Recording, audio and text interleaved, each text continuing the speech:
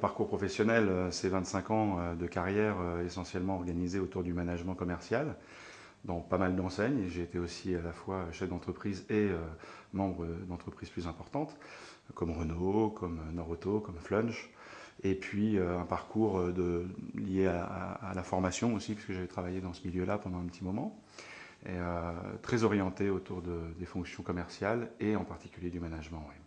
Devenir entrepreneur ne me faisait pas peur sur le papier, puisque je l'avais été à 2 reprises par le passé, à 2 époques différentes de ma vie. Et pour devenir franchisé, c'était véritablement l'attrait à la fois du réseau et du concept Action Coach, qui était très riche d'un système éprouvé depuis pas loin de 20 ans maintenant, et surtout avec une densité de réseau importante. Ouais. Le métier consiste d'abord à accompagner des patrons d'entreprise qui ne voient pas clair, hein, donc qui ont besoin de lever la tête du guidon, qui ont des problématiques de temps, d'équipe ou d'argent. Pas forcément des entreprises en difficulté, d'ailleurs, puisqu'on peut être un bon chef d'entreprise sans avoir toutes les facultés d'entrepreneur, et en revanche être submergé par les détails au quotidien qui font que l'accompagnement d'un coach, au même titre que dans le monde sportif, peut trouver du sens pour passer de bon à meilleur, quoi, tout simplement.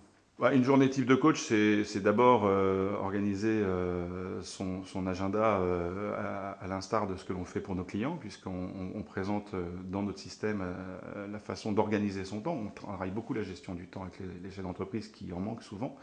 Donc pour nous-mêmes, on applique les mêmes règles, c'est-à-dire qu'on a hebdomadairement un calendrier type dans lequel on va traiter les différentes fonctions qui nous occupent à la fois en tant qu'entrepreneurs nous-mêmes et puis bien sûr en tant que coach dans notre quotidien.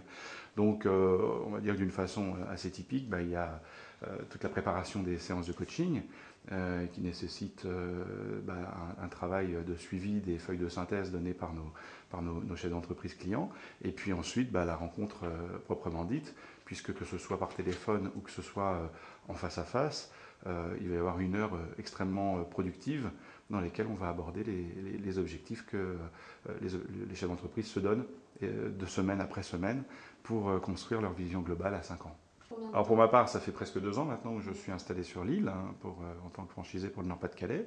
Et je n'ai pas de salariés à proprement parler, puisqu'on fonctionne dans un réseau qui est déjà riche de beaucoup de services, donc on n'a pas forcément besoin de dupliquer ces services en interne, ce qui est un grand avantage aussi, parce que ça nous permet d'externaliser un certain nombre de ressources grâce à ça. Alors on travaille avec l'organisation centrale qui en France est déjà bien présente, hein, que ce soit en termes de marketing ou que ce soit en termes de développement de notre système. Et puis sinon, j'ai bien sûr, comme tout chef d'entreprise, un très bon expert comptable.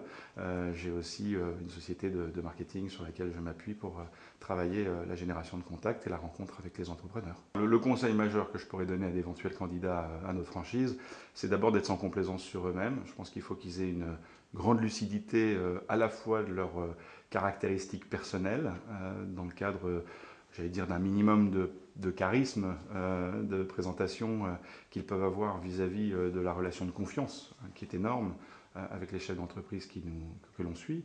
Et puis, sur un plan plus technique, plus professionnel, je pense qu'on travaille énormément les stratégies de haut de compte, le développement de chiffre d'affaires, pour apporter du résultat supplémentaire, puisque le coaching dans l'absolu est gratuit, et que pour pouvoir travailler ces domaines-là, on touche énormément au domaine du marketing, du commerce, et de la gestion au quotidien. Et je pense que là, des gens qui sont qui sont pas issus de ces milieux-là pourraient être un petit peu en souffrance. Donc aujourd'hui, clairement, il faut être sans complaisance, il faut regarder la franchise avec ce qu'elle apporte, mais aussi ce qu'on lui apporte nous en tant que candidat individuel.